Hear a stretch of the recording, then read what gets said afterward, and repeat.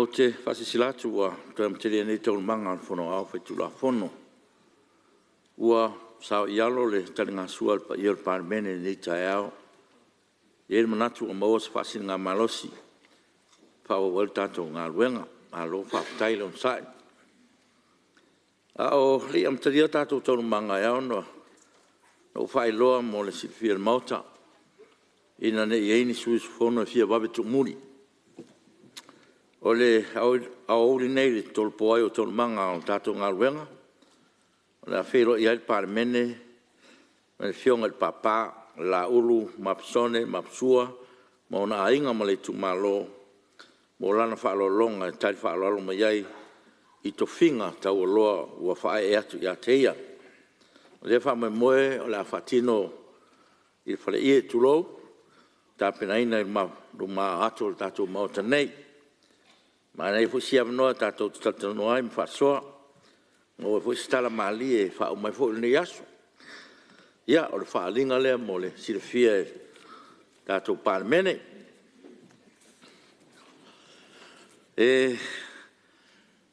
Patati esi tau manga mo le marolongo tau, mai a sa manga le fionga le suis fono mo whaleata tolu. Ia, e fu ia nai, Bayango salvanga le suga malu e hona watu whautuanga, ai mese lava le. Ia le tāua fua finangalo isi suis fono. Ia mese foi wha moe moe isi suis fono. Le ia le tana noa mai pēr suga malu ia iona no mawhale mo le meo finangalo iai. Nga e tātou lipoti. Ia ai pio le nai whautuanga nāna fua.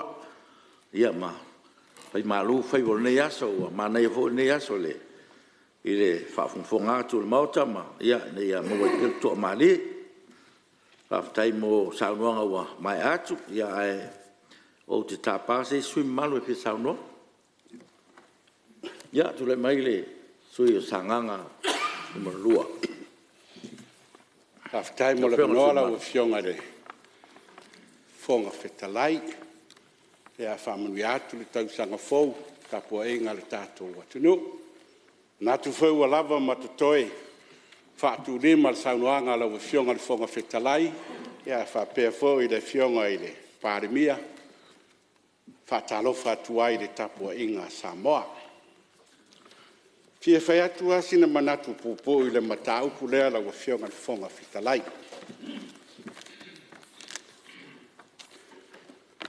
Whektasio upo le atunu, o le tai malona whaiva. Tailo loto le tae au nei, tapua i Samoa. O le ale i tu ai ngā whaiva, o le alo i ai le Palemene. A lea ua whorasia, wha malo wha aftai. Whaiva o le wha pare pare, wha toena. Whaiva wha tamari. Le ngāngo fo i lea i saunoanga i tamaitai Palemia. Tula mai o le mataupu le nei, i se maua o mai e wha malolo se tasi o sui o le baokta le nei, i lo ua vai vainga, pe ua sala ese, ma le ala whaiva lea ua tātou tau ma whai ai le nei asu. Tātou iai le ruai whono le tausanga fau. Le tapua inga le atunu. O le asei ai maua so tātou whaiva. Ai whaafafonga mai le mataupu le nei, ia ua iai popolenga. Whaapupua atu ai lea o se tāuwhi whapea. Tuli loina lava.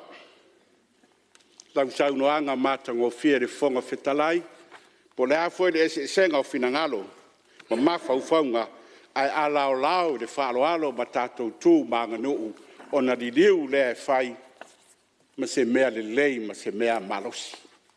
Ma natu la ia, tuli loina, whatatia ese le nei ma taupu. Leo foi ua iaia, a i u foi o le whautuanga ale loia siri, ia pe o mea nae e popo i ai. Ai, o upu foi whaapeu te manatua, na tari ia le fionga le mitsta, e ro o ia o lafi mai tua.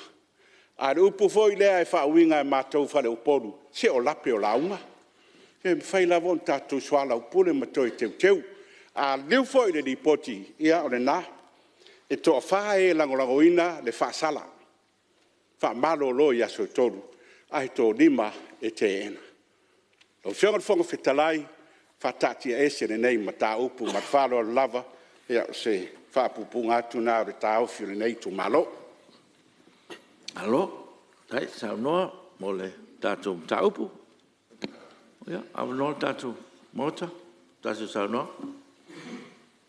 Ia, le mai le hui maru mai vai mongon matasi. Sa no le whaese sa o le nei tu malo e mo le atu le ngang whaftai le o whionga whangtalai wa. E whiua tali sua maua tau mafa foi nei mota ile. A malo stino na sau nia le o whionga mane whaile o tusi ma le fisa le fono. Mo le ngang whaftai. Ia le nei tai au le whaese sa o le nei tu malo e le ni poti foi al kubiti e whatau sui o le nei mota. E momuana mo le ngang whaftai le o whionga whangtalai. Fa malo le whatau tainga le na fō le atinu. Le o tato iei le amatanga le nei tausanga. Lua olua lima. Ia lo se e ale sao sa moi le whatau tainga. Mo le ngang whaftai. Whatala whatfo i lau whionga tamai tai palemene ma lau kapeneta. Sui palemene ma le kapeneta. Le mui fo le nei tu e whatala whatu i lau whionga le. Tai le tua ngai. O toi tai a fo le nei mota. Ia mese o sui sfono umau le palemene o Samoa. Ia le whaifona alu le swamtalanga nei tu malo le whawhilo ia tuo i tapo inga le whionga lea malu malo man masiofo. Sui o fono sui tofia mo lato masiofo ia. Pe foi le whamsinsili ia misfoi peristene o whamasinonga o whanua maswafa. Ia ma le ima tamai tai whamasino i whamasinonga i lua. A malo le tapua ima. Talo mai mo le nei palemene. Ia o tau lau whainga luenga le malo i. Faululunga mtanga luenga malo misi fala pitonga tumoti ia faftai la auto pitola olo lima mavai en mota le nei ila auto tautua tapua inga le fenga luenga le tua so fat fai taulanga ia fafilo ia tu le suer vai monga le mtanga le tu sanga pa malo talo tu divai mala na pongi le tua ai el tai au le nei tal faliali ia auto talo so se stafo le lo langi lo yes tama fa na wale tato atunu o ofo le ola au na mole tu le o tali fa ali ni tai o to mamana se o tu malo e ia tapu mai se fai se tatu sao ile mata upu o be nei mota ina ua te talo ta vita ile tu e fai manuia fa pean fa ponga lo tama pen fai ona fai lo mai o wala ma o mai ya o yo mangala mata ita ya u ile ami o tonu male mesa. No whionga whangtalai ma le nei tai au ile, le anga i mai le nei palemene. Sui le waai. Sui foi le mata e la ngona le whao ngai tia. Talo whai nei mātua o langa mau mai tia sa. Ile sao le whai unga na whai le maota le nei. Wha vai sa moa i le atua. Nei eil tai au le nei. Tato neo pose lilo i penga te whai langi. Lo wha tali uma le atunuu. Le ase me tupu le tai au le nei. Ai whaftai le atua. Whaavai na tuu iei o tātou mātua, tātou atunu. Lena toi teu le pai inga o tuanai. Whapenao le malu ai le maota le nei. O le nganga whaftai le na. Whaftai le o whionga le pongwhitalai. Le toa. Nau whionga tamai tai palemene le selu atu. Le la unga mata ngō fie, talo whai. Le whau unga nana mai e le la. La uli. Ia. Pai fai mali e. Tātou whae e aile. Sui tamai tai mua wane. Ni o te talo le nā le vai munga. Pai fai mali e o tau sa le to te whanongalonga mai. E leo, iai ase mea o ngā se le tai le tuangai. O tō mamana. Pai whale le tō mata upu. Ndefi mata le atunu. Toi pau neo le tau sanga. Ni o te talo le nā. No popole lau whainga luenga le malo. Lau whionga le whangwhitalai. I maua sa wanoa. Lau whionga le suiba maru. Nā ngā leo e tā ua swafa le suiba maru. Nā ngai pamaunga nume tolu. Ia tulai mai. Lau whionga le suiba maru. Ua wanoa e tuina mai lau whionga le whangwhitalai. E awa tele le maota me le tautisi o tātou tū la whona tū mau. I le toe asa foi le o ngā sami wa umana asa. Le wa mai le tu o le wha vai papa o le tātou malo. E ta ui ei le so. Le wa tātou mapu i ni whane. E mei se le tofinga wa le upolo tofinga. O te whautua ina le sui. La unga pēa i ni tā upu leu tatia. A ua le toi a whea mai fua mātou tangata lana i whele le mta upu. E sila fia le tua me uma. Wa a whai atu nei fwoi se opu ma se tala. O na tātou toi be vesi i fwoi lea. I leo le mea ena tō mawhau iei tupu tai au nei. I leo le nganga na o le mātou sau whawhai atu. Na o le atua, na te sila fia me uma. Tau whātua toa ino le mota. E le ai se nganga e tasi pe le la tau le pua malafo mai. Ni mātou pito. Lau tua lalo le lau a whionga whonga talai. Leo wa ta atia le ngatonu. Tātou walo ruma walman wi o Samoa. Se o whapai atu le mana ngang whalo. Alo, whaptai sau noa. Ia, leo whaafonga mai lau whionga sui mamalu. Ia, o le whautuanga huli anu fua. Ia lofa ua leo solonga manuia le tātou aso. Ia iei fwoi manatu o le a le a whea. Iu tau sau noanga la le tulanga. O leo o whaamaea. Sau noa le palmia sau noa te te le tuanga. Ia, o tātou umane na. Watu fwoi se vai vai ngono fua. Tai. Tātou anga iluma. Tātou te noa, tātou pepo ngā ruenga. Ia. Anga i mai le mata upua. O iei le nei au. Moli le ngang whaftai lau whionga le te whonu. I le au mai an nei mata upu mua i tono le mau te whonu. O le mai tau le nei sui. Ia. Matua te ena. Te ena le nei li poti.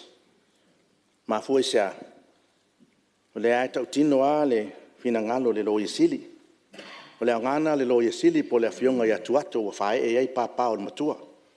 Si o matua o vai lele o fionga tuato. E tau na fesilingi e komiti le aso fina ngalo la o fionga lo yesili. Le foi maua le fina ngalo le minsta o a ta yala na fatino ai le o nanga. Ma le ngalo wenga. Ya le manino a po le ngal nei mota lo fionga le fongtalai. Ale foi e fa upunga le allo yesili tonu e o atu fa masinonga o polenga na le nei sui ai mai tau foi le umanga o le mata upu ai le saininis o ina ya tangi ai le o lango ina le nei le poti sale tau na tu ina mai tona mota e tau le fionga te fono ma komiti na mai ni me ato toa wa saini uma sui nei e fa fela na mai ia le poti le ato toa mota le nei pio le nganga na matua te ena ile le nei li poti o fata atia tono mota Paul melena o a mai se fina ngalo lo yesili e fesili lo yesili pola le winga upulafi se vai o matai le atunu o tupo le atunu fai upo le atunu ai o fesili le lo yesili tato sa mo fa winga le lafi Paul na le melena fesili ai fa matala mai lo yesili le winga upulafi e sa tauna fa tu lo yesili o sa o le nei fai ungo tato fai o muli taia o atu la fono ma tono mota le la lo fionga fong talai fa tu atuai le manatu le nei tu malo te ena pe tolu aso wa tau wa lau fa mo le nei tuai te ena a mata foi le tala no anga le i le fina ngalo le lo ya sili le ai mai se le tua io o le fa masinonga tati popoi le tua ia e office fa sala lau via ta mama ina ai ta mali i foi ma e lo fatinonga le tu o ta fatolu e la ngona i fano no la o fionga fongtalai fa pupu se mato famtalanga te ena le vai monga no meltasi le tolu waso le fa sala ile suyo safata mo lo ngang fa lo no tai sa no ia tu le mai suyo siumu suma tai lo fionga fongtalai ia e fa malu tua o le suyo komiti se mo so avano fa mo mole ora yenga i vai ngai mo fa no Oi Maria la o fionga su man te roio tato tu la fon tu mau ia ele va fai no fa ali se fina ngalo ba nga o mas fa tangana a tu te telefone lo fona te telefone Maria lo fionga fon talai ia Maria lo to fa le no fina ngalo su sium ia tau to mai pese tari te telefone ai se vai nga no a fia tu le pa ia tato komiti me nga fa lo fionga fon talai ia fa te lo fionga fon talai ia aloa ia tato tu la fon tu mau pa e fa tu tonu tato nga ruenga fa tai lo fionga su mau te lo fionga te telefone tu le me lo fionga te tele tu ngai Lo fianga ele Fonotaga te tulai atu malava tele ele mta lava ne tas fata va al ne mta te ave pe manatu il fa solonga mai no tolo manga Fonotaga Palemene ya so tuna fa pe ale tongia mataltelie bufo e pen upue la foto tonu mataltelie ai ele ai mas manatu ole atu tupu mai ni vivesi fa pele le tulanga fo ile masani ona tatu fa upuina tonu il Palemene le o pol Palemene ele milia fau a umalavala ona fitong yai tonu il Palemene upu matatalie ona fo le fa fo tatalie ai wole to mo wole ngangal na lo fiong al Fonotaga sa telefo ina fia falongolongo mai tangata o isuanga fatamali e fai tonu il Palemene nei msala e mantua le fo ele Minister fale mai na teimi ia male fionga ia tea o teimi no fo inga o leva masani on talie ia mo fo sa fo si ma le fai pule o tu fo ia kalie le tulanga na o le no tainga se tatu to fo il mena ai il fa to va al ne le fonga fai al ne o ya isu nga ma fai ya ma ya man fa salang pawana le lo tu le yat le fa mautu ina pe o le va fia lo la ia me le tulanga sa tatu sa wai o le lia ma se vesi fa pe o metonuna ngo mo meo la unha fa politiki e fa talie ya lo tuale me ale o sao i not fo le i fo ma tau suai lo fiong al Fonotaga le ya se nga fo le fa tau te il riporti no le tilo atu pe se riporti ele atona tapena le seini fo i al totele o paso la mano fo ingala a mai la ni le poti le sanyengi si ya fale o ngalo el Palemene e wai ele mfai on te ia le mota le nei ini li poti a mai le saini mai le committee ya na o se tu lalo lo fiong al Fonotaga Alo, aftai, ya, o ale so sane al fora ya onole. Sa no ngal te tu ngai o se me fa tawa ya e fa maru atu la ngol mtau po le o pasi al Palemene le lafo. Ya e manatu foi fa pena ya me se foi o le fa sanga ya tu inga. Ya ele mama fo itu ile tu mai le fa lau tileina ya e fa pena lava o winga le mota. La lava se lafo fa tu ina mai o no mafu anga. Ya o la fo le fa tu mina le mota se committee. Ne se sila to e ma mai tau manga. Ya pe se so sonia tu le an fo. Ya tu le mai sta se sui.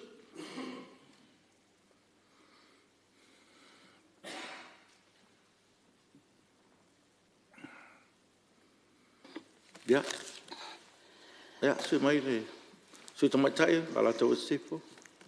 Ya, after mo so maso vanoa fa manuia tu tau sanga fo la o fionga fo fitsalai. Ya, la o fionga fo ia le. Tamaita Palemia, Malaka Peneta, ia sui mamalu umalo Palemene, apia fo ia faululunga mtanga luenga, falapotustonga, ai mesele pa ia mal mamalu o Samoa, tato mafuta ile neitu la, ia ai ale fafonga tapo ai mai, asio tato watunu, ia etula ia tu male, ava male falolo tele, te ifayasina manatu titi, ile tato ta upu o pe mauta o lea e manino ia whainga whaavai ma le lafo na whaatu e lima taita ina ai ia ngā luenga le komiti whawhitai mo le leipoti. Ai tata i se manatu o neisu isu fono i le tūlanga lea o le se ese ua se ese mamao ngā luenga le komiti mai le lafo na whaatuina i titono palemene nei. Peio le fo isa saunoa i le minista o ngā luenga ma fesilingia. I le tūlanga lea o le whaonga ina o le vaenga o le tūlafon tūmau e whai le whaasalanga. Pau ale mea lea sa pasia ni mauta nei. Ia pasia le lafo. Ina ia ilo ina pe whaamaonia. Lafonga le sui o sa fata. Pau le nā. Matango fia sau noanga le ni tae au. Feo fofo inga o tau sanga fofa to a amata. Le tatou ngā luenga ua amata i le feo fofo i o whaamanga loai. Ma tatou manatu taitu atasi tangata la vaia. Tatou tuli i luma so tatou ai.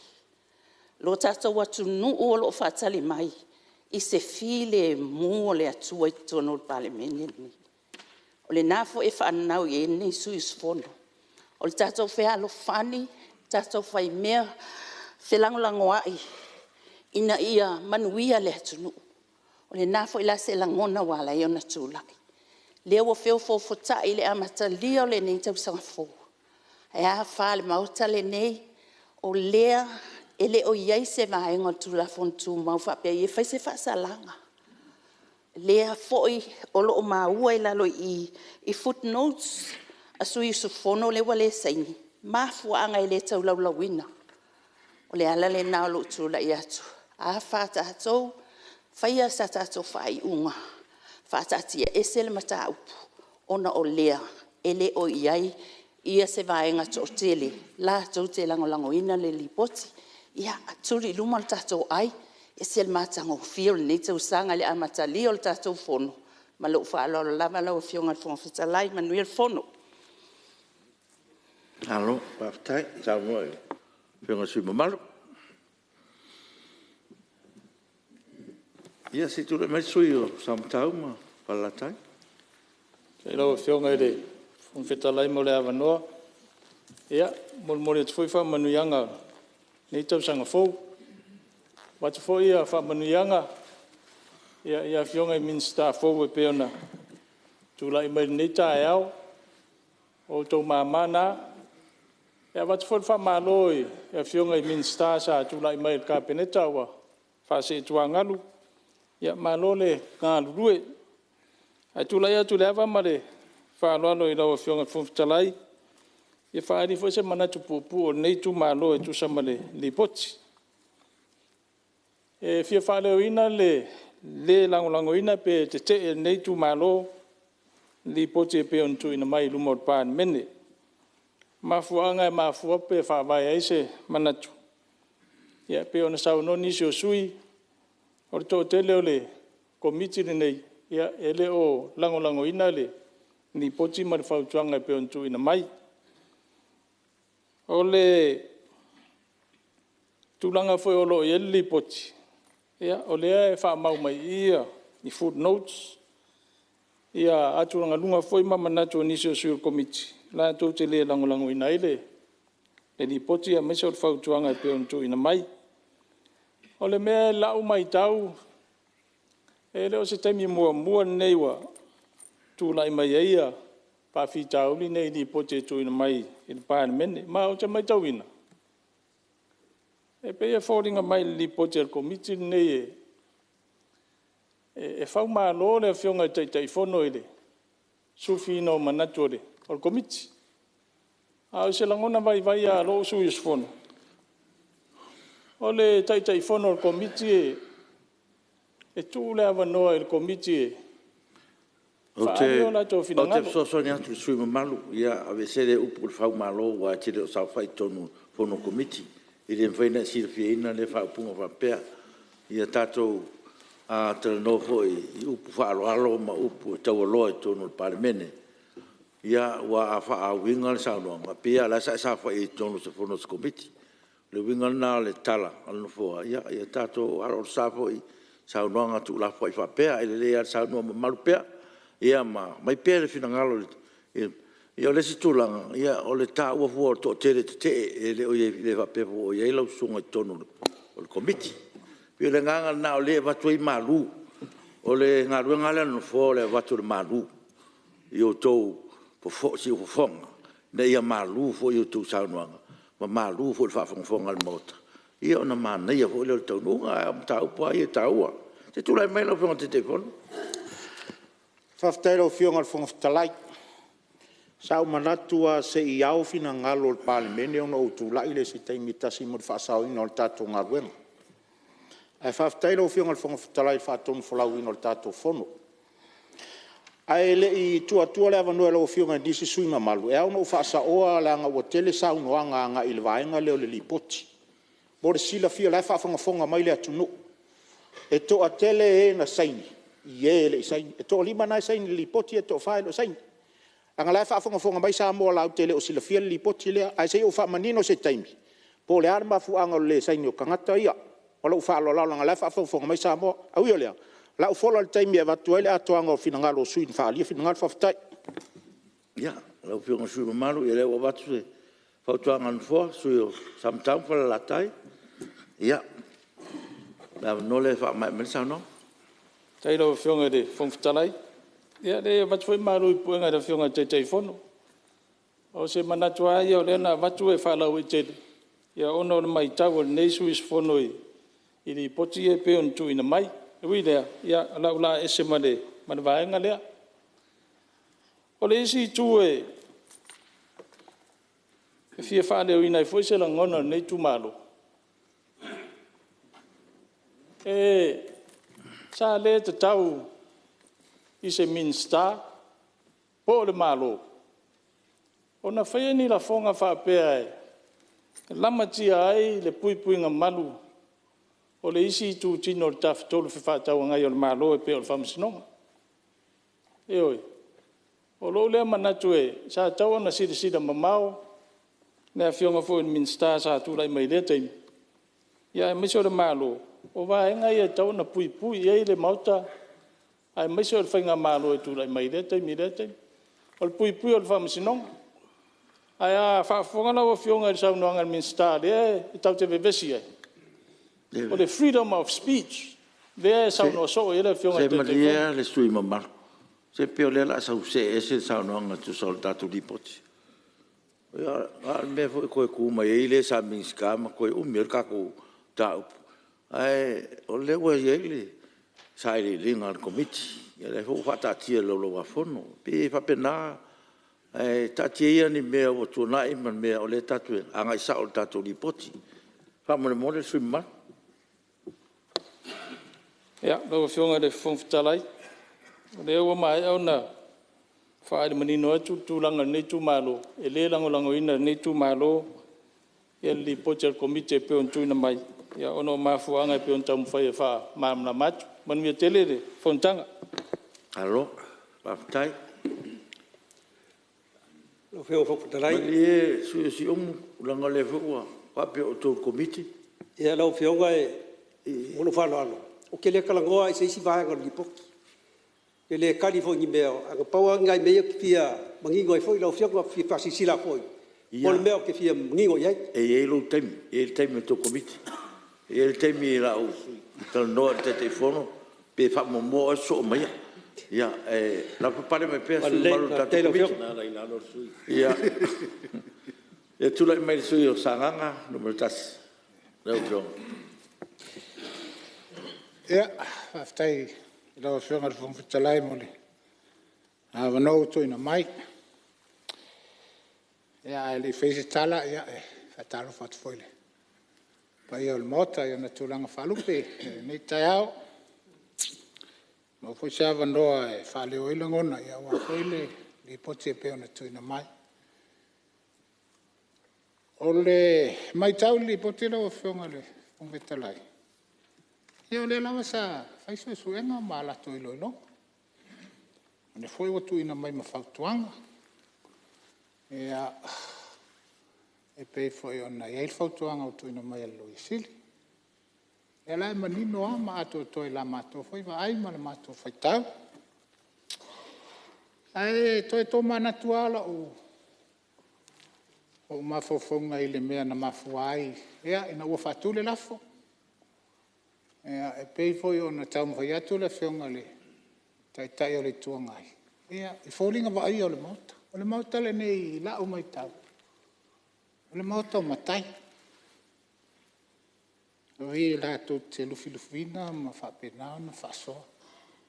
Upu o wale le leo Samoa le anga iloma. Ia o le mauta foi o matai. Ia o le tofa ma le utanga. Ia e fola le tofa. Pou le utanga. Ai le mawhai au na vese ai le nganga o tātou o le suanga i watele. E whapinao na taui e fo.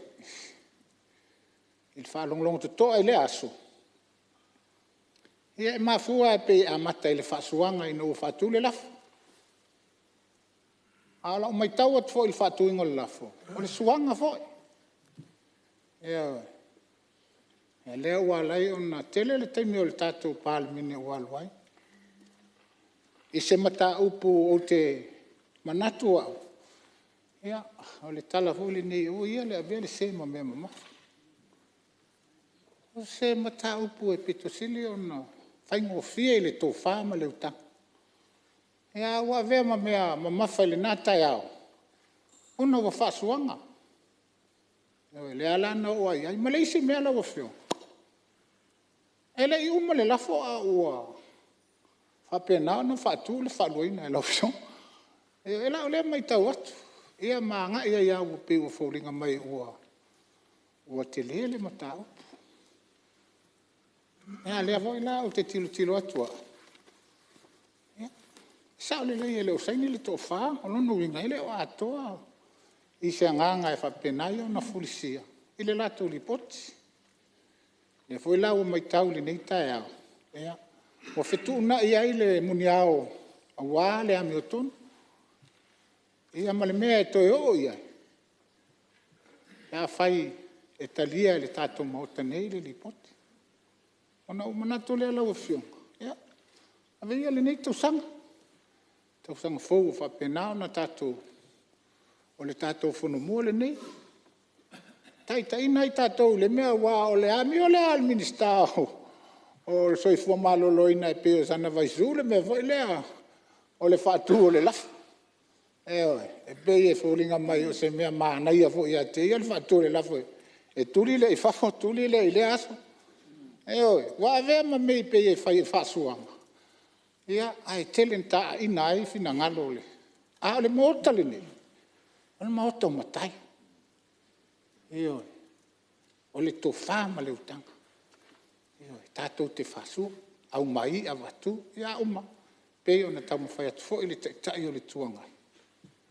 O le suanga i watele. Ia uma tātou ofo i tua tātou totoi. Ia vai le nei tai au. I le matangofi. Papa e atu le matou laulau, mu mai le si laulau, li uli mai le si laulau, ma totoi. Totoi e whatasi. Mea lea o te whautuaina lau e whionga. Mal mamalu al Palemene. E whatatia ia le nei matau. Whatatia ia le nei matau po au le avea le se ma mea mamafa. Ia o le talatu le malanganga whaloalo e lau whionga. Anu ia tele o whaiva. Alo, whaftai. Alo, asa unua whatuaina. Ta mamatua, ia, moni au. Ia ona ua whangasoro ngā luenga al Palemene ia o le ala na. Tātou ia na whataunu, ia ma tātou whame moe le taunuunga, ia o taunuunga ia maua perfire muma tō marie. Ia ua te tarama ia tau e reisa whai unga whai tātou mta upu e whai el Palemene. Me lea, ia, ma lo sa noa. Ia, e stasi sui, ia, turai mai sui o le whanga whale se la. Haftai mo la noe la ufionga le whonga al mota. Ia o pa ia masa ma fai ngā le mauta fono. Ia mai se o le fono usu. Ia o le a ta lolo. Pa ia le popo ma. O le nei tai au. Ai o tu lai ma le whaaloalo. Ia tu sai fo o le li poti al komiti. O le nganga atoa e pe ona. Watu se leo fo o le tu malo le fangam fale ase la. Ona o le nganga ia tau na whata ua li poti. Ona le winga le ana tātou a fio mai ai ma tātou o mai nei falfono. E so le pule. Ma fai fai unga o ani me tupu. Na tala no ina lea. A fua ia mai maule taimi te le sa alu al komiti. Ma wha mai mau. Le taimi tala no ina ai. O le pōlenga o le sui. A fai o ani si mata upu onga onga. Pe a fai o le a alu ai lai le tūlanga lea. A le saini ani si o le si vaenga. Po ani mata upu e tau na fai e se fai unga. A le a malo ale. Le tūlanga leo le tala noa na au leo le saini o le si o isi li poti nei. A o se mea tā ue te tau na tupu. E tau na fai e se fai unga le lei. Mo le manuia o sa moa moa tai au. O le whanau noanga na lo sui. O le fwe tā ue toa wha. I la tō le saini. A le manino le lei ai toa lima. E paua leo le anganga e. E vatuai. O le taimi na soala upule ai. Ya, a whai o le whainga lea. O lona winga o le a whapea lava le tūlanga e anga i ai. O alana e ani mata upu onga. E whatūla i mai e whea ngai ma le komiti. Ma so se komiti foi. O le a whapea la le unga i ai. A whai e iloa ma sila fia e nisi e tā ua. E tau ona saini. Ai le saini ono se vaenga. Le whanau noanga na ole. Le sui le whangam pale ase la.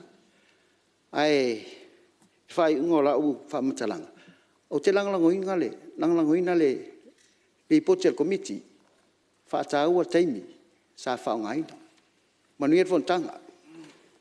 Lo, tai sa no lo fengo sui mal. Ya o tungolunga le sui malu saini le saini. Ya stai sa no te tipono. Ya o lo e foi tato tu la fon tu mau lo ai tu lang fa pe. Ya lo fa nga solo pe nga lo masani tato komiti ya male fa owina le saini male saini onis. Ya mele ya tati mai le finangalo lo fengo sui malu. Tai vitale te telefono ma to so sonet foi. Ia se tu lai mai le ma no talai. O ke mga kuringi kai au Lo fionga fon talai. Toda ia tumble ava on le tasila su e komite lo sai ni le kula ia o te fatanga ina la lo mal si angoli. Fia fa malama le mele nga sa ngo e sui le fa kwa fa mau ia. Ia. E nga i le sai ni le nga nga ke silfia. O leo ke le vea i le au le sai. O le mela leo ke fia wha mainga le. Se wharinga manga, ia pe se wharinga le manga, ia le la sango. O se wharinga e wha mainga nga whinga ngaro maranga whaasea le nga whai mai le au le sai. O le kuranga le langa e fwoi peanga e sa ua isi sui. E le o au wai kukongo i whonkanga. E alainga le marama le mea, alainga le sangia isi sui o le komiki le lipoki. Ia malie lo fionga suma malu ia o le ngfua ia apa tatu tu la fon tu mau a tono ese taimi sa no ai te telefono ia pe fa fonga me foi lo fionga suma malu sa mapuang ia a tono na fa pe mai ia o lewa ia le footnote le o le melia e mafua mai i vaenga fa fai o le mafua nga a fai le lango le si vaenga le ka kwai le wa ka ko lo le so vai inga me ka le vaenga fa fai le le o kula i mai ngei mau mea ia le ka ma no fingalo a fai ke le ba ko vaenga ma ke le lango inga mea fa ku mo le si vaenga fa fai o le mele ta fa mea ia so ia ko inga te mele le mele fai paki ai le ka ko lo mele o kula i mai e foi vai inga nga mea ia mo le nga fa lo ia le moni au ia ai ka ko fere u foi le ka ko onsa ia le meu ka ko iai I le vai foi kako ese mai me o ye le tato tino me se tato Palemene. Ai tu lai me sui falata no matas. Ia ataro fatu I lau fionga le whangwhitalai, ia me se foi ole fionga le Palemia, ia me se foi ole ngau tenei, ataro fatu foi paululunga mtanga aduenga. Tato mafuta nei tai au. Fia wak foi se mga koe kusai foi man ka polo kalangor ngi kai au. Ole nganga lawa yo lo sui. Au su fongo. Moli ale ngang fa kai te ke fongo mar ko miki le sa la ko sai le lier ku le ka pun nge. Ile ke le la ko sao a me sur ka o le la ko ilo ilo ngor ngim ka. Wa lo ngo ngang fa pe ole ai mo ya long yo ko miki. Se pangua pe ngeu mai mau hor nga ku pe ngai ilo ia yang ei kai minga bai kula nga lu. Le mo moli ko le ngang fa kai lo fingon ke fongo mar ko miki. Sa la ku kang fialim ka up. A lo mga ku ye ku sai fu mangi so finga lo fa die ku langa dia. O le fa pe mai. Se upua fa ka suanga ko ngol mo kan ye. E ka ko kele yo mai e whainga ko kausuanga I kongon maukan ngai.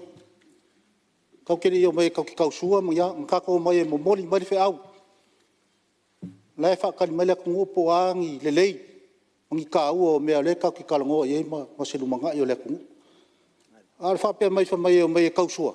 Karisua, whakausuanga. E ele kau kele yo mai o mingi whamakai. Ala ye ngu mafio anga e whai e whango whamakai. Le lako makafa yoi nga ma le lako whakwa inga kausi nga I kongo ngu makai. A kako mai whola I kongo nge whaare o kako makai. E sao le leia o kako uma o makai. A ele mai ala o kako makai e whai ngisi o whaupunga e le kalawhea ngai kongo. O le kusi lea o ka iala ia le nga whai e la e kai e lima kai ngai ar kako mau kai kongo le. Kula whoko. Ma lie sui o sanga se vese tala no poa. Ia e fautua tu sui mamalo lo sa noa para te no tasi tato tu la pon tu mau o le ngai fu sa noa le sui mamalo e fa penale tau soi no tato ngalwenga o alava o le el tato pepo ngalwenga o tato di poti anga sao ye tato sa noa a le fa uila vea fu sa noa le sui ia le winga na tasina me lo pui tato tu la pon tu mau ia tu lai mais falata no tas valia lo pe con malu le fa ma tu fo tu langa le Lo fiona nganga nai lo fiona di. Ya, ma dia Sa malu se sile na we fa mal mai ner. Ya, tai. Ya ele tio foi lá na fone su. Se okay, fa maria tu ele sui mambalu le sanga no betas. Se volta una o por for sui ele se me longo le lei.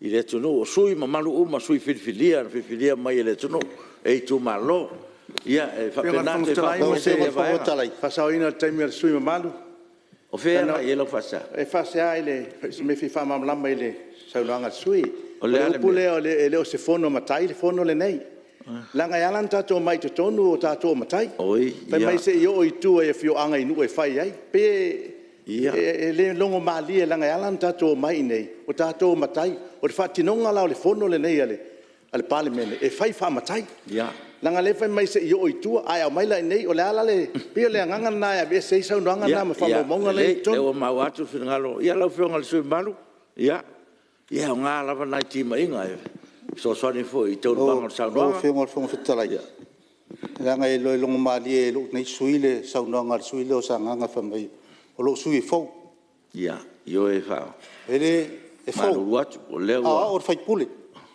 o fai pule fil mai lo kumaro pe fia langi kau sanga o kongo foi kongo maukangi ka ko mai kusa ia le o maua le va vese le fa mamau ngale Palemene sui fo lo o fionga fo talai e ia si va ngala na wa su o li poti ale kai tai o komiti fa pea o se me ina ia o ingai ia le sui ina ia kau fa ki no morso o ngalafo kongo maukar ngai io e sel ma ngai o le fa punga a fa yo kulanga le fa mai kako mai ka ke kausua ma kako nga ai e uma kako ko e fafu no winga la fa penga fai kako bia la fa penga fai kako fongo I kako mai kako kausua kako ole kako ko e fafu ala se me nga rin kako sa fai ko ngon mau kangi e la fongo fikalai la fongo fongo fikalai ke fa ka wa inga ya e kusile ya mai mo me ka ya la kako ke mun ka inga ia kako nga fai I kako fongkanga me la lela o fongo kalai le fongo fikalai aku puak fam kalanga o ke mua yo lango inga li poki wa mai el komiki pro fa la aftai alo aftai sa no le si malu falata no tas ya aftai foi mo fit ngalo fa lia ya tu le mai suyo nga ngai fa mongo numero mo so ai le suyo vai mongo numero lua aftai atu lau afionga le fonga fitala molo ua wanoa. E whaia se whamtalanga sui le mta upu ua lumamea nei le mauta. Mua ona moli atu le anganga whaafitaitele I le nei tai au. Lau fionga le whonga fitalai. Le toa ma le malu na amata mai ai le tato ia male. Tato whaapolo fo I le atua e whamanuia tato Fonotaga ele ngata I lea e whapitoa se whaafitai lau fionga le Fonotaga Palemene mo le saunoanga mātango fie walangona I tino matangi le lei mai te manatuai o tātou whaalupenga o tātou o pae maauli Wa mā lo le saunoa I le nei tae au. Sa o ele upu le leile atua I taimi uma. Taimi uma le leile atua. Mai o loo o le manatu na iai ma o le bala ai le tele toa telo le atunu o e tala noa mai fapo matutonu I nei. O le tae au le nei ta fe po le hale mea o le atupu I le mota le nei. Ai. Whaafetai tele o loo whaatasi le atua mai tātou. Ia o le whaafetai le nā le nei sui. Ia, a tātou mata upu. Ia te tali tonu le mānei o saunoanga. Na amatai le tātou Fonotaga. E lawa fionga I le whonga fitalai. Whapena foi I Fonotaga Palemene.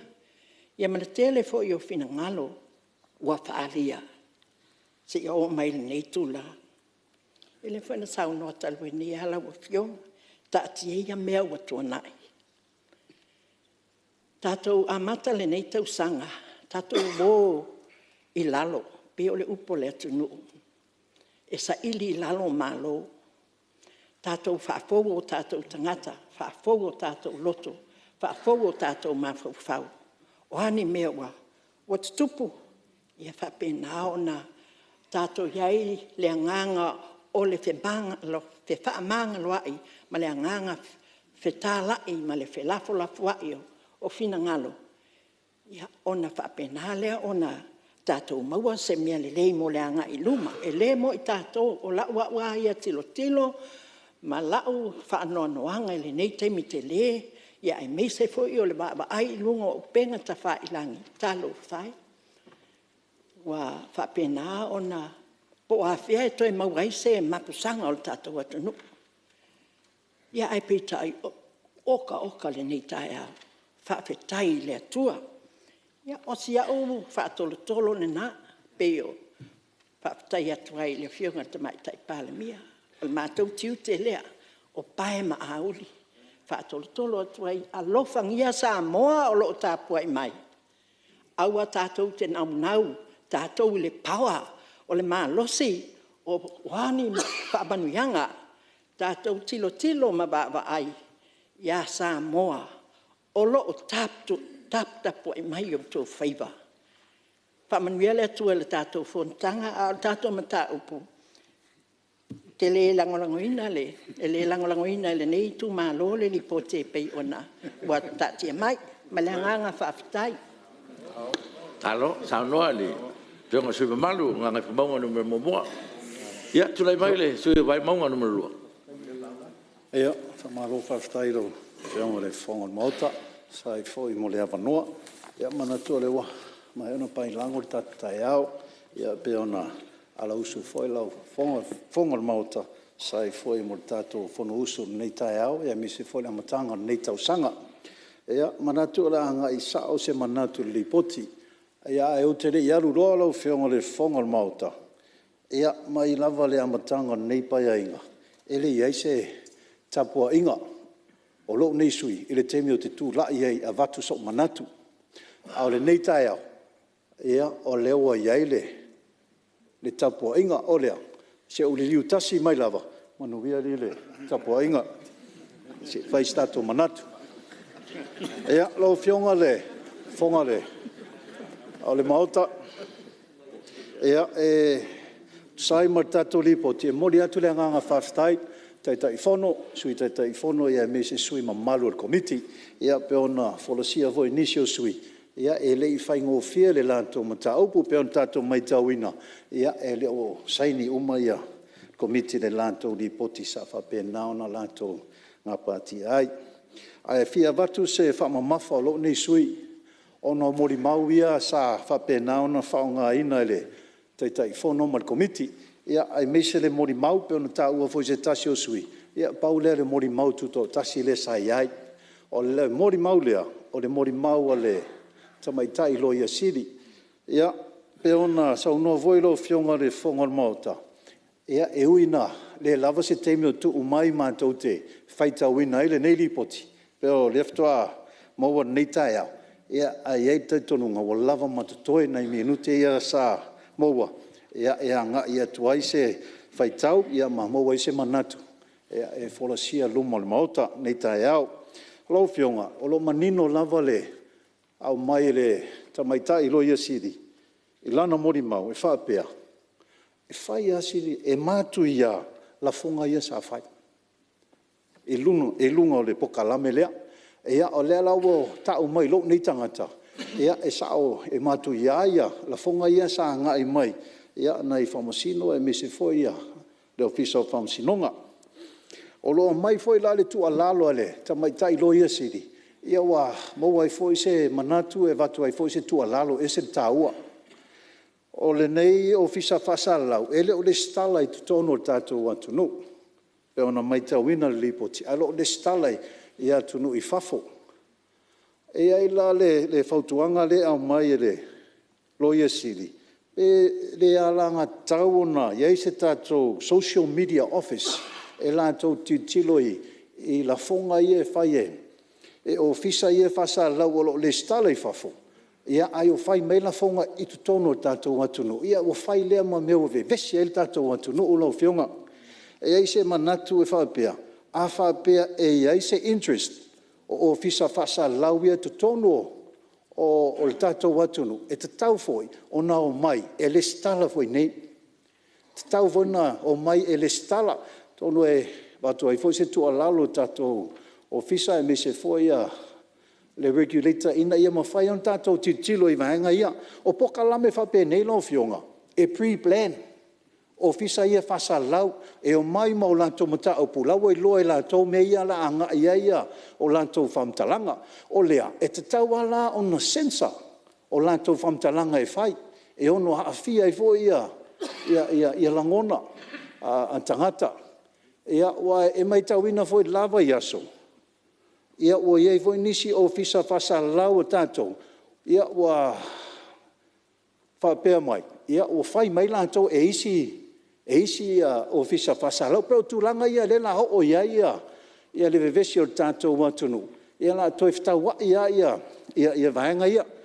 Ia o lewa na whalongolongo foilo ni sui whapea o lea tama whai e sensa, pe ta ofi, whamtalanga matu ia mai lunga le social media.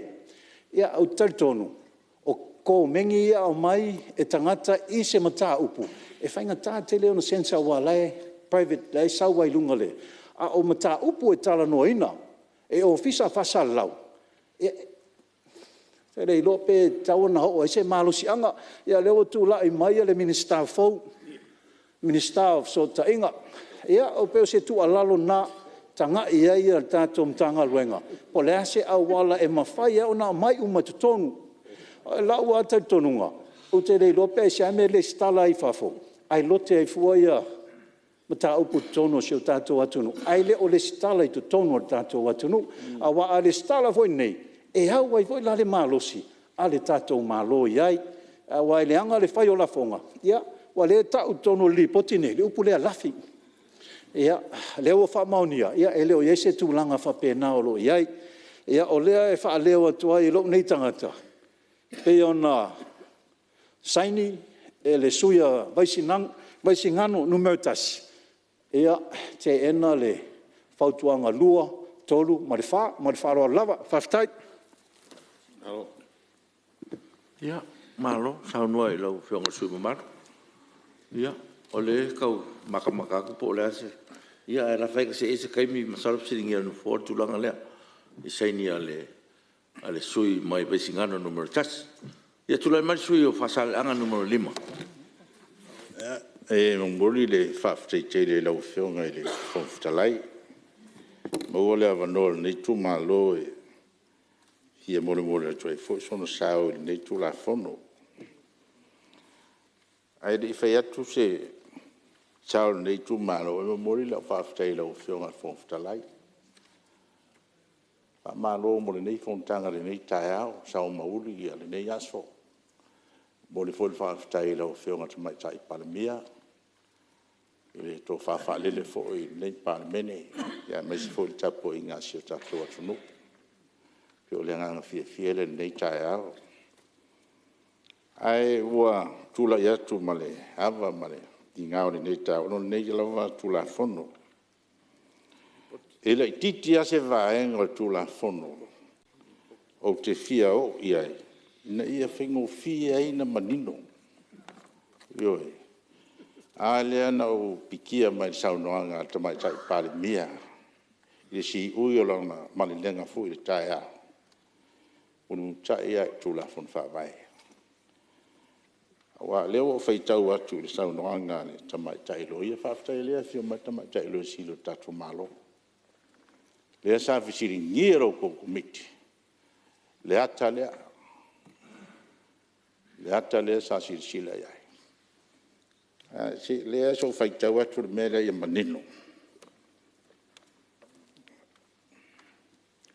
O lana sila i le ata e le ai se tūlanga o whai loa mai ai o lo o lafi mai ai le minister whātoanga mwhainga whaiva i tua o leo ale si whasare e si po alba tau. Laua whionga le whongtalai. O mea sa taunsi sirere ko komiti. Sa o mea i leo atua toa i ali pote o komiti. Wa a whai o leo wa a mairifina ngaro loia. Sa tau lava o na to ye si tūlanga e toi siringia ai pe ai sea o mai e saunanga wapea ale allo i siti. Rono wina. Lai tau no mailo i sili vanga o matau i tūla fo whawai. Yo le foila e toi siringia e lo tau komiti. Le tūlanga lea. E winga i le freedom of expression. O ne ngalo. Tasi le tūla fono lea sa pasial mota nei le sipa enga le levatele. I la tau nei la fasala lau, the freedom. O iei a papu i pui o le talanoa, e whaia sauloto lau talanoa, e o ne ngalo fo i auto. Ko te talanoa i le tūla fono, i le whapea i talanoa le saulotonga. O na puleha o lau talanoa le haiki. O ne ngaro e papu i pui uma men tu la fon fa vai pe sa no e la fiona de tai Palemene me le lo fiona fo ftalai o te mo tau te e na li poti pe tu na mai ni as mo lo fa lo la mon el fon Allo wa tai sa no lo fiona su mal ya malo ale fa pale malo foi pale ne ya so mo tau fengo tatu di poti Ia, o leo mai tō atu pe ua, ma e a sa noa ngā supermaru. Ia, ia, la fotu ia tulai mai lau pionga le. Supermaru, ngā ngai whamaunga nui tōru. Mastai, sa nofo lava ma mai tau ngalu. I le tātou tai au ma le aso. O iai fo i e whalele, iai e mai tau le whaafonga mai e Samoa. Ai mei se le sila mai moa le tāpua inga o lo wau pēr le maota i le aso le nei. Ai e fo ina whalele furu le tulenga ma le saunoanga, le pa ia ma le mamalu maulunga. Sui uso fono uma o le Palemene, le tai au ma le aso. Ai tau ieno fono whapi la o fionga le fono ftalai, i le mata upu leo o upea nei le maota e ala. I le pasia ina le tātou Palemene o le lafo. A wale sue ina o le mata upu nei. Na tu leo la o leto e solia vasanga. Ai tau ieno wasa asa i taita fola e feso ta iei vai mai maunga. Ma vai mai vasa. A mai le atua e fai matua oi o le tātou. Fono usu le nei tai ao. La o leto e tāfo i utu maau pe to e whalo le manoa o lewa umana. Manu lau ti me uma le marelenga lau fionga le whangftalai. Sa au noa fo il tamai tai Palemia. Fai le nā mo tātou le aso le nei. A mai le lofa e fai mafusi o whea ngainga wa umana osu. Le atu tia, ma le atu tunga mau o tātou mātua. Mo o lātou mauli o lo tātou fono talatala le aso le nei. Na leto e o se leo langa lewa umana fofola le fala. Ma mai le tō whā i le ngase ma lo. O whātali tali i aisi o tātou atunu pe tua mani ale so. Ai vi ele tua. Ese fuafuanga le tangata ma le ti apolo. Ese le taimi o le tua mo Samoa. Awaia o lona whawai paparina. Whawai i le tua Samoa. O fionga le whangaftalai, sa au whātali se iusi le saunga ngā sui aisea, o lo tangata na mafua i le mta upu nei. Tu lou Samoa malau whaafonga, tu lou le Palemene, o au na mafua i le mta upu. O no le whelawhala fo inga o vasopo, a iei upu matala. I lo tangata, e ama le usua whaipule ia sa whata, o mela mua. Lau o fionga, a pasi lo el Palemene se lafo fatu o le fina ngalo au tasi na o le Palemene.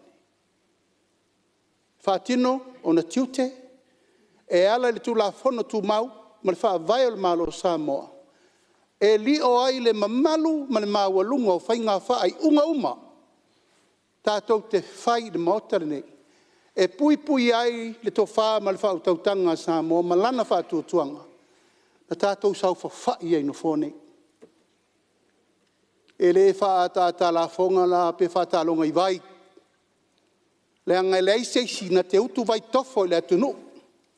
E ona le pule na amai tātou te o mai e sau whawhai nei. Ma whai le tonu mo le atunu.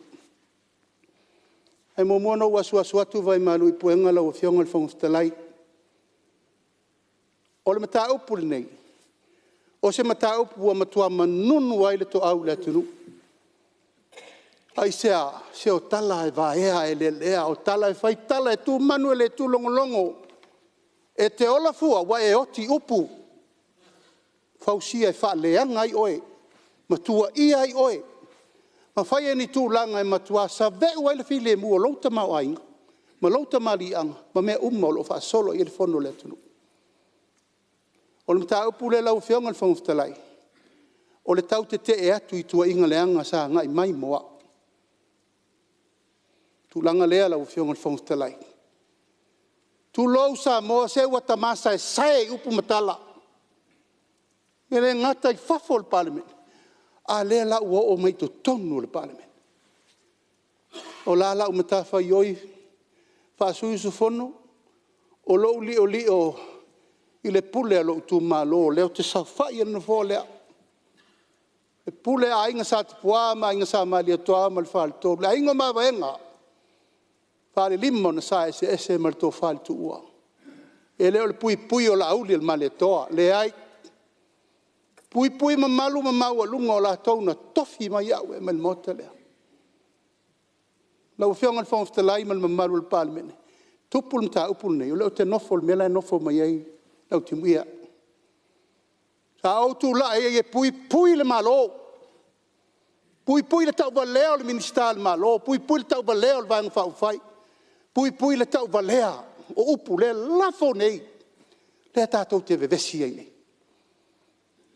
Lea la lea lau whionga le whong whtalai, o se tangata na te le whaata ua le li poti al Palemene. Le taunto e sau whai nei. Upu tu sao. Anga e tau te le o amana ia, lo tātou wala wina, tātou te o mai sa ili le mi o tonu mo le tunu.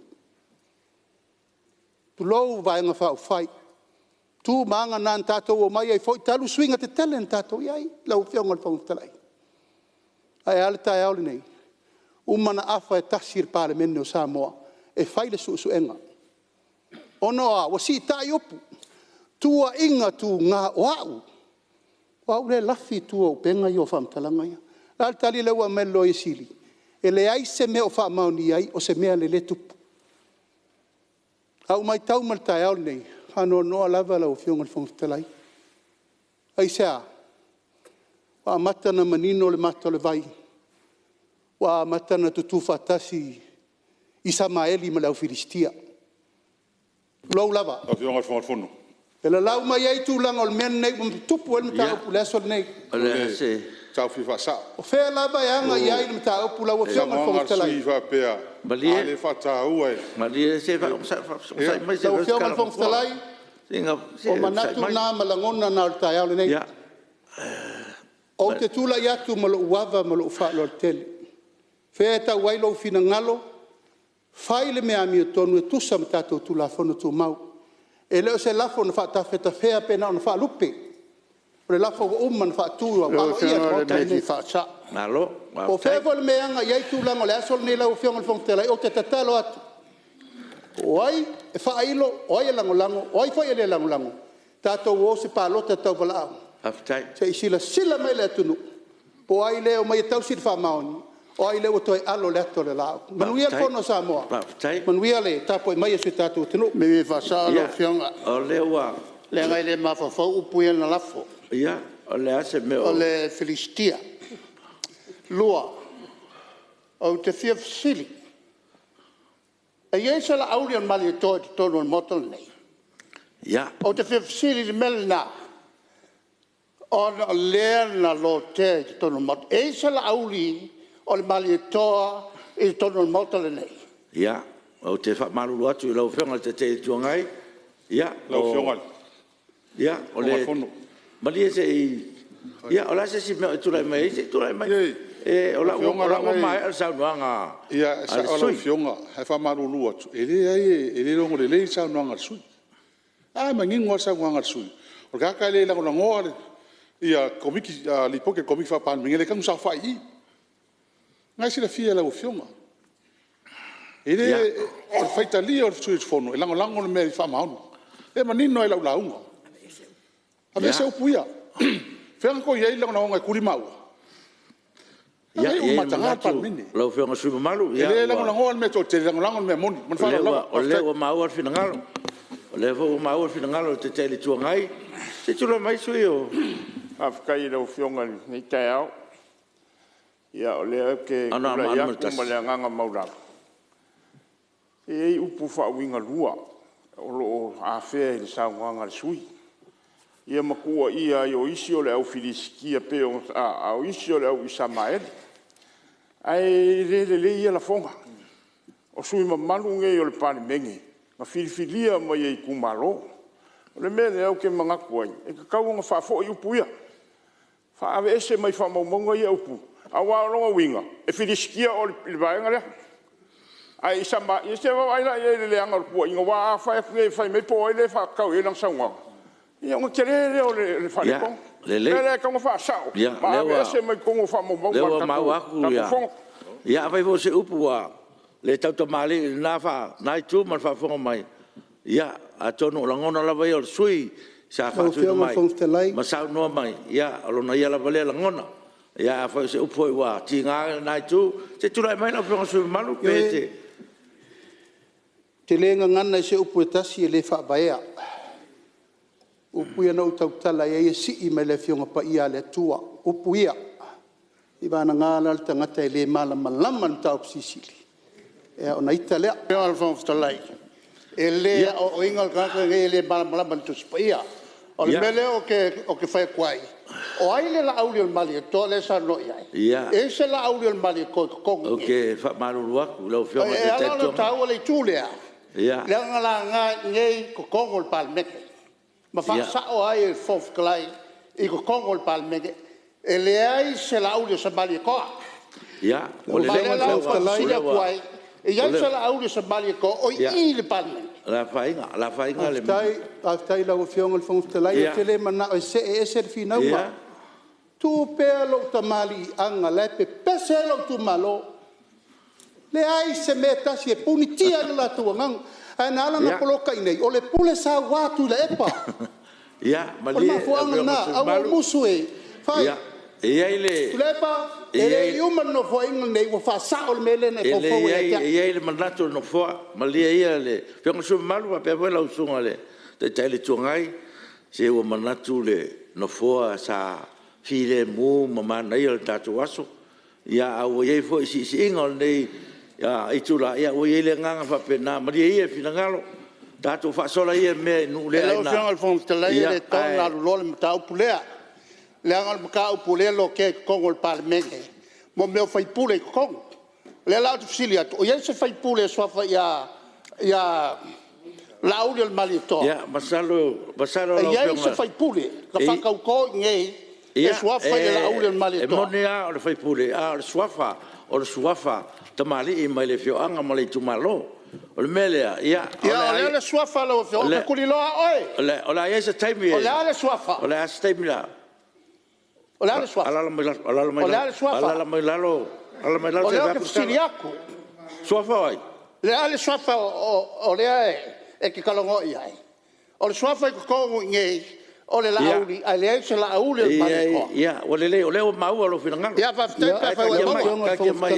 ka mai ia ina nei se tatom tau am vai forti apolo sui mo fo lingo la so merta ia ke fa pe o la tanti nonga so tu malo pele to a mai le tai manie fai lo to fina ngalo tato felo ina le stona o mai fa mal malama ya samoa mato aben meta por fam sinonga fa mani no le mele le fi mi tu le pa eta ina mo tato fon ya o pepal palota ya le ale ngola con el pepal palota lo fiong te te tu ngai aulia ya mali mai lo fiong te te tu ngai ya wo ko ki ka ko manga valingi yaso ia o fa longo nga fo ngai me kan ko ngol mota ia ka lo fa le fa fo mai le tu ai wila ia fo ringa ia o te le tu no e fo tai me so ai e fo tai me mo to mali al mele ia o ia futia wa tona yatu ia e lo fa ia mo pel to mali ma mo le file mu ia lo fo to mai palmia ia faafetai lau e fioga I le fogafetalai te manatu ua faapea foʻi le pelafoaʻi o le mauta I le tatou taupu ia pei la atau faalautele atu lo le faamoemoe o le lipoti a le komiti ae ou te tulaʻi atu lau e fioga I le fogafetalai ia o le mea foʻi o le tautope atu le faitau I le lipoti a le komiti I lau faitau o le ua manino I le vaenga muamua o le fautuanga le komiti mai ele o iei foʻi se feʻeseseʻiga I finagalo sui ua faamaunia e lē saʻo le faaliga a le sui o safata na tuaʻina ai ia le lafi o lē sa tauavea le tofi o le minista o faatoʻaga ma faiga faiga I tua o le ofisa faasalau o lau faitau na I poti lea pe o faamau mai e le fioga I le taitaifonu o lona uiga lau e fioga I le fogafetalai o lea ua mai I le autū o le mataupu po le ar sao ai po le ar se le la wa mai komiti ele mon le faalinga ale fionga ile fai pule mai sa fata ia le mauta ia tautala man faalo al fo ile fionga ia la udi pe wale lava ele le wa mai li poti e mama la fionga ma le tu ai o le mele wa fa se ai le finangalo o le li poti ma o fa ai finangalo le maut o fa tuanga o au lape o le suenga le o la fa salang tolu aso ia o le titano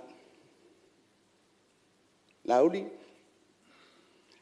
na wa esa no al ni aso upuia teletala ale tali ale komiti mama oi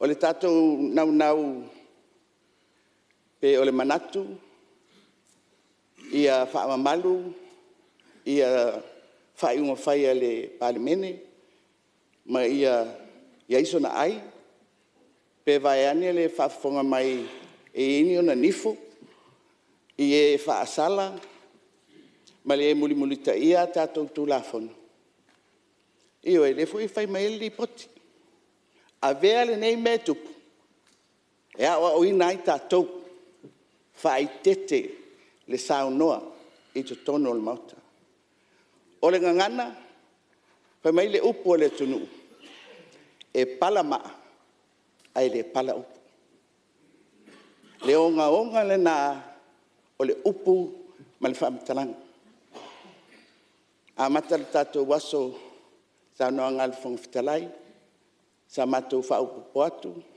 sa noa mai le taitai o le itua ngai le amatanga o le tatou tausanga e mawhai ona tatou sa vali lumanai to e whaatupu le anganga e mawhai ona tatou whafsangai ma whalo aloai tatia ese le feitanga le tauta ioe ia le sao no mai i longa i li poti nei laina o vaenga whai o le fasili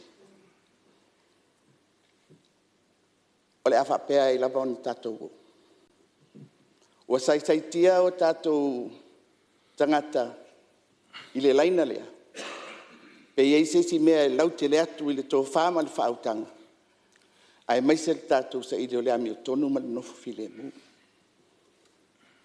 o lau te talo lau a fionga le whaipule o safata lea ua whai mai le komiti se lau whaalinga i tonu o le o le mauta la auli lea ua wha mai na lau suafa o te talo atu ia te o lua o uso a whaipule o matai o le atunu a mawhai o na maua le anganga o le whaamanga loa maua le ai o le nei aso ma le amatanga o le tatou ngaruenga na o se te talo a o le mea le manino mai le li poti lea ua whaamama oe lau fionga lau se oe lau fionga lea ana o le lava e lea mo tatou e o le talo lea ma le whaalo alo i lau fionga le whangfitalai Taftai, saunanga lau fionga tai Palemene ia mo le whaala i awina fo ia mese fo i o le name tau te tulai mai lau fionga tau di o le ai whamonga na me tonu le fitu tonu iei le name tau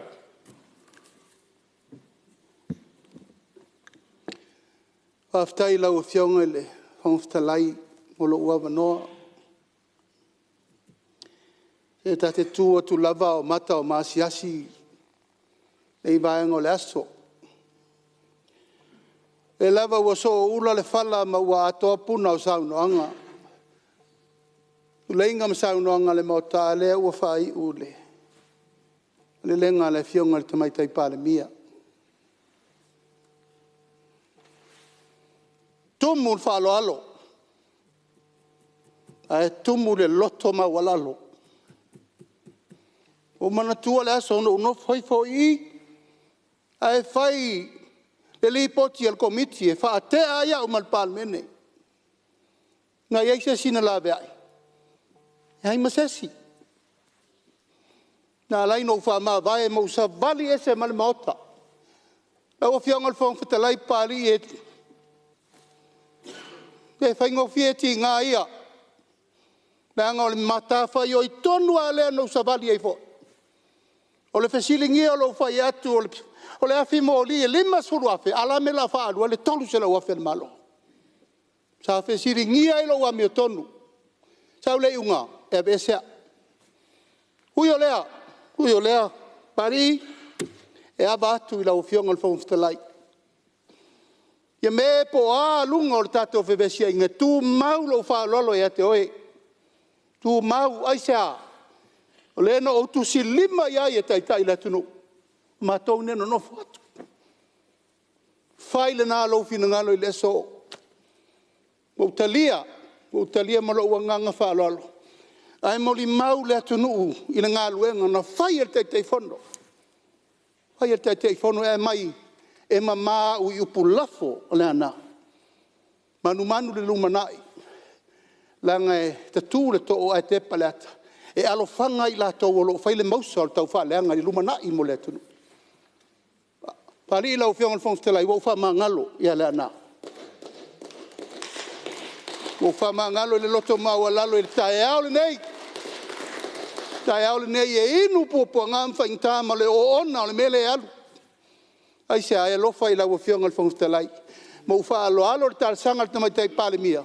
Ai ma wal file mu o Palemene. Ai mai se fa fonga mai sa mo atoa. Lo tu malo to altai. To altai. Lau fa alo na mai e te au. O mai e fa sao le mele le famsinonga. A fio mai. A wau talia. Le tal sanga le fionga le Tamaitai Palemene. Manuel Fono.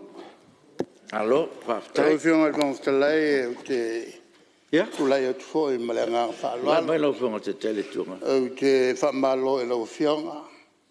Malo foi le Palemene o leo mo le tali o lau sili. O le mta upulea na sauno i lauli. O te manatua le tae ao na mai ai le ia le lipoti al komiti e lua lipoti.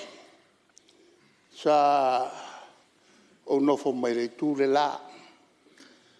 Na o tapa le lau fionga le tu. O te soso ni atu lau fionga te te le tu. Se fai atu le wha manga lea. Na o tapa le wha kia me.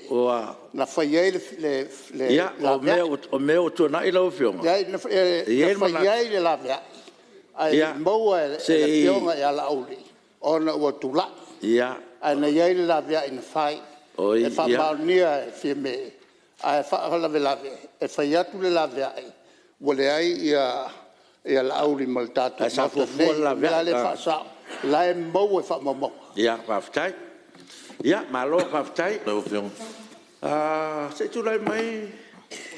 Singa mea lea whamole mole, nanga o le la fonga. Te e whafkai kele la vai le uso, a whai pule. Nga o lea ua langa mai fina ngalo le tuangai. I ngai mea ia koe ave ese mai ar firiskia ma le asamaeri langa e sinkio la le samaeri. Ai pruro le ka unga o firiskia nge o suinga malu ngai suia le kuangai. Nga koe ave ese mai la mwhamau ngai e mamalu ka ko whamau pa ngalo fiok. Leo whatonu le whaletusi na e tu ese na ia upu tono le a whamamau al men? Hionga whangat whonu. Ia, tula mai lau. Hionga Palemene. Nā pau al mene sa whatari e pe isi whina ngalo le whaipule o sa whata. O nā tu atu ai leo le toi teu ngō le lafo. Se fai ua i tātou mta upuni. Ma tātou tātia i se tātianga. Tolo ngā maari, ai me se le tala mai o le finangalo. O le finanga ia lau. Maftai, tula mai sui safata, ba le wan fatal tari, se tula mai. Lau fionga i le whongwhitalai. Ia, pa ia fo i o le mauta nei. Fio i lau fionga i le tamaitai Palemene. Le fio le sui Palemene, mai se le kapeneta. Ia, tai fo i o le tuangai, ma le pa ia o le Palemene o Samoa. Ia, tonu fo i o le whawhongwhonga ia le. Pa ia i mamalu wha le atunu, mamalu wha le tala le lei. Mai se fo i le tapu e inga i le au mamalu le malo. Ma pa ia wha le malo. Ia o le ale o ia i se tala nei tu malo. Ai au te manatu o lea, pa ia sau tala pupu i le. Tu sai ma le ta upu a langalanga fo i tono le li poti a le komiti. Mo moana molenga whaftaitele le komiti ma le lātou li poti ua tuina mai tono le maota nei. Ia o vea holtanga ta mea wa pisa i tono le o le maota o le maa ma le fionga le sa fai minista o fisa whatoanga. Ai mo moana o whamalurua tu i lau fionga i le whongwhitalai. Whatoa si atu i lau fionga. Mas foi lau fionga i le tamaitai Palemene. E le whaingofie whaiva matiu te whianga iai. Lea whaua paule tanoa i lau fionga. Ia mātou te mole atoa i le whātou senga. Whamalulu i lau fionga i tamaitai Palemene. I le whaingofie lau tūlai mai e maise foi nei taimi. Ai ia teime luta ai le ngatai whali. Ia le mai tau o le te toa mali e maura tau wha. Pi foi le atua e whatoa ai le malo Samoa. E mo le atua i lau whatoa senga i tātou Palemene atoa. Ai whasili o nau malulu atu i lau fionga la auli. I le tusai ma le mta upu foi o whenawhila foi ngai tono le Palemene. O tono foi. O masani a le Palemene. Ia me se foi teimi tātou te whitari iai. Whātua se atua i lau fionga. I se tala foi ua. Ia, lea ua mai li poti al komiti. E mamana ua fionga pe on sau nore. Tamai tai Palemene. Ne wha malulu atuai. Whātua se atu. Ia, tu se hoi malafonga i nā aso. Au te tono ai si le fia le atua langona ma le loto. A uma upu tono le tātou whalifono. Ia on whape nā lea. Ia, o te tono lai whafonga mai le mātou i tu malo. Ia, lea ua sau noa te mai tai Palemene. Sau noa foi e le fionga ia la uli tūlanga o le mamta upu. Ia, o lea ua iai le whamangalo mai foi e le fionga ia la uli. Ia, o te mole ele nganga whaftai tele. Whaftai lau fionga le whongwhitalai. I le whātua toa le neimta upu. Ia, o vea i foli nei sui ma pisa o ele tātou Palemene. Ia, ai whaftai le tofa.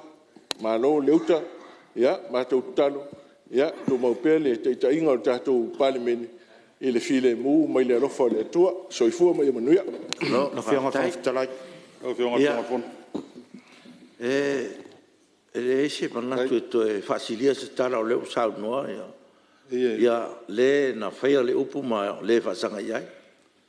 Ia, moni au lau whionga. Ia, papan me tu e moni le whawhitai. Ia. E ne te o ngalo i tato mauta. O ni whai pule whaadong kuti. I le sisinga lawe ia. Mara whaadong lava, whawhikai. Ia, mafuafunga le lawe ia oe a.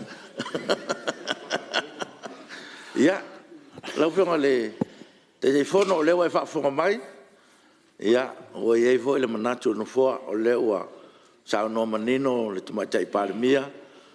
Ai mese ai o le whionga i lauri ma le toa. Ia, lau sao noa. Le me ko ia, le sui mamalu na afia i nei tua inga. Ia, le fo wa fato ese le sui o faleata numero tasi. O fe il to fa, le o whionga te telefono. Whaftai lau whionga le whongwhitalai. Tula ia maleava o na ta ia le whanga solo ai ia ni potia komiti. Mai tau ai le nei aso vi ia le li lona file mu mo lona nga le lei o fionga fonga fitalai le to si te le to si se matala langa le o fa lava le ambo le o su le ula le fionga tamai tai Palemene nei le lo manatu fina ngalo uma na fa alia le nei yasu ia sa ia ia le nga o to yo le o fa le tu le nei yasu o pe no to fa fonga mai ai i le na fai le tua inga a nga i le sa ave ma minsta ia o fa le tua tato waso e tasi ar vaenga o te fia pa ia iai ona o se fautu elo se fautuanga mo le lipoti lea ai mo le fautuanga i nisi fina ngalo na fa alia i le vaenga lea o le saini o isi suia usfono ni ave ma lapi o tai fono le tu o ngaluenga fa tai fono le anga iai le isi la fonga alisia o komiti na fa pe mai ia te ia o te whātāua fina ngalo le fionga i le suifai pule mai anō ama. O whai pia tutasi le ngā luenga e lesi vaenga whaupu whai. A o te tāu atu. O tātou tusi e whai ai a tātou ngā luenga. Tusa leito o iwa o tātou. E lei se whapea na sev le tusi mo lesi vaenga whaupu whai. A e lea vatuoni e tō tusi. E uino au le tala noa iai. A o se whautuanga le mo tātou. O mai whau tātou malo. O mai tātou fusil whau malo e whai tātou ngā luenga wha komiti. Pau leo lau whautuanga. Ui o lea. O leo le fale o lea tua le fina ngalo. Wha manu atu le na tua ia. Ia ma le fwoi na lafo le fina ngalo le yaso. O whionga whonga whtala i le toi whaasilia sa. Amu ia fwoi nei komiti o wha amawina. Se au wala file mu. Ia e wha file mu al tō wha mai le tua. Manu ia le Palemene o tau o fia nei. Lo nganga wha lor whaftai. Halo, sa noe lau whionga te fono. Se tu le melo fionga to matai Palemene. Pa te tele mo le avanoa lau fionga le fongfitalai ona ua tatia lau afonu le nei le potia le komiti sa ngafa ma le nei mata upu. Ma ua whape fo i ona tatia mai i ana whautuanga. Mai o te whatu wai se lafo e whapea. Ua whamawina e le Palemene le lipoti al komiti. Ma ua whaamaoni ai vaenga mua mo na pui a e i. Whapea male whautuanga numela wha. O le lafo lea male wha. Palua le whionga sui Palemene, min stau tupe, min stau ngaluanga tele, whapea min stau sui fua maloloina. O sili po la whamaonia lafo e whinanga rei sau nomale ioe. Au ese le ai. Ua manu malo le ioe. Ia, moli atu le nganga whapte tele. Al no fua. Ile lau whionga te teifono ma lau tō komiti. Whaptai mo ngā ruenga. Mo fui le nganga whapte tele e lau whionga i le lauli. Le male toa. Ia, le ngā le nātia. O la auli o le male toa. O tu la epa le male toa. O pali ia le mali toa le no fotu fo le melea ia malo le on sai fa tai fo le lo tele fa tai su sa fata malo lava fa tai na wa fatu ese ia malo wanga na fata mali melea fa tai lo fo ngot matai Palemene ia le wa swinga mali le mta upu le vo tato mo le ngang o le tu ia le ngang le tu ma tao le lava fa wina tato fe au ne ya lo moli mai lava le nganga o le tua me le moli toile ngang fafte tel al no fo ia tonu foi o tato tonu le tonu o tato ngaluenga le yaso o leva no tu to fie loa i fa foto tato mota o fa malo le usfono il nei aso faftai mo le fato toa te foi on sai tato mota le tato tonu mai tonu me ngaluenga le yaso a lo faftai Tato tafia le lofo le tua le fono a taiao. Le ese mea o tato mawhai ne yaso e tu sol tato walawina ia whai mawi inga o le tua. Paftai sa moe lau tapo inga ua i umanu whaivol ne es fono whama lo talo. E mamoni atu le paftai lau titi whaitama ma lau olo pito wha ia tu mau le manuia ma le fine mua le tua isi o tato o tunu. Whaftai atu sa whainga whalurunga mtanga luenga. Whalaptonga tu maote o tato malo, ia malo tapuai. Whaftai fui la o tau o unanga, lango whaawau, mo le Palemene, ia mal tato malo. ia sanga whamanuia le tua i lo o tō wala wina. Ia e whaftai atu i le mamalo Samoa, poto mai, ma taputapu ai mai. Ia, ma lo le, tapu ai whaftai fo i lo mafuta mai, wa wea fo i lo tō mafuta mai, wa mau arifi le mū ma le tō ma lia o le maota, me lea, ma lo whaftai, whamanuia le tua, so se tiute ma so se whaiva o ngāru rue ai. Pe a tātou tatala, ia alo whangia le tua nisi whe au, whaatani mai, pui lo na nganga i tō enga o nei aso. Ai tātou te rei tōlu pō, o te tausanga atu i lau whionga le sui malu, mo le whanga mwhale a se la, lau sunga le au sinia, se e sao nia se tatalo e whai, o le tātou whanu.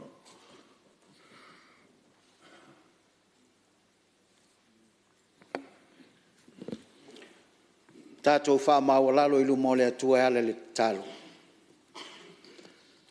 O le nofo le mea lilo, o iai le siri ese, e mau o ia le paolo, o le ona le malosi umalawa. O te whape atu le lii, o lo umalu o ia malo olo, o lo atua, o te wha atua ia te ia. Le langona le nei ole, nei tae ao le palemene, i ona tai, e tu sai o lo walofa malo wha maoni. Sa mātou o atu i lau fio i le tae au o whano. Te soa ni mai le mana o lo wanganga e tauto lo ina lo mātou vai, ma lo mātou le ato toa. Ai mai se foi o mātou mafau faunga i le nei tae au. E ono vesi le mātou palemene. Pei tai ta mā, whawhetai lo wanga le lei. O e whanofo file muina o bauna. A wā se vava ai mai e si o mātou o tunuu. Ai mai se foi o na i o mātou tangata o i tunuu i whafo. I le alofa siri ese o lau o fio. Mātou maua i le nei tae ao se whialo whaninga. Ai mai se foi o le mātou whono usu. I lo alofa ma lo wanga le lei le mawai a te i mātou. Pāwhtai le tō wha wai. Ina walangona ina foi. Le fionga le tamai tai palemia ma le kapeneta. Le anganga o le mātou whialo whaninga. Le ngā tei leao. O le tua ngai mai mātou uma o sui uma. Na to tofi mai o mātou i tū malo. Whapea o na whaatontonua ma whaia upu. Ina ia nofo whialo whania isi o mātou o tunu. Whaftai lau tāpuai. O e malanga mai whafo ato fo i matonu si o mātou o tunu nei. O au na whaauina. O loo whapeo na whaanono manu o wā se manuia o Samoa mo atai au. Whaftai la lato tāpo inga mau. Whaululu fo i o mta ngā luenga. Ia whapea fo ia. I lato uma o lo tautua mo si o mātou o tunu. Whaftai lo wanga lele. Ia ele nei tū la ta mā. Mātou le talo ina ia whaatu mawina pe lau o fio le vi inga o le mamalu. O le wha manu o le wha anetanga. Nei maso uma se ia o le whaavavau lava. Ua mātou whaasifo i le nei tū la. Mātou iloa ma le mautinoa o i mātou lava o auna lea o ngāi o runa. O i mātou o le whanau o le fotu o le anga māsesei. O mātou tiute, o mātou whaiva o le ato o toa la mātou whaatinonga. Le li ielo mātou ta mā. Wa e sila fia. O mātou iloa fo i mea sili o na inusia e lau fio. O mātou wāla au, alofa, whaamangalo i mātou. Vele toto Jesu ke viso na whaamalingi na ilunga o le sātauro māta ngā mali inusia. E whaamamama whaamangalo i nā i mātou. Ia whaamanuia mai lau o fio. Ia i mātou uma wā whanga poto i to tono le nei maota. Ia iai le manuia o elo mātou o tua. Le tāpua inga mau, le amamalo le mālo ma le masiofo, fuia sui o le fono sui tō fia, ia ato ai ma si o mātou atunu o tāpua i mai, ia iai lo wanga le lei. Manuia le nei palemene, ia maua se ai o le nei aso, ia wā whaasolonga o ngā luenga o fuofo. O lea la mātou te talo, taimi fo i ai, mātou whaiu e peo na iai fo i whaalolonga le, sui o le fono sui tō fia, ia mātou maua le fia e tali ai, Ono lo lava suafa Iesu lo matua li faola uole ma tatalo mvala au tuaini. Amen. Alo, whawhatai. O te whasisilatu a tōpo nei tau manga whono au whai tūla whono, te auria le tūla iwa tōs fulu i le tae au a tae au. Ako alo tuaini kali me whalang.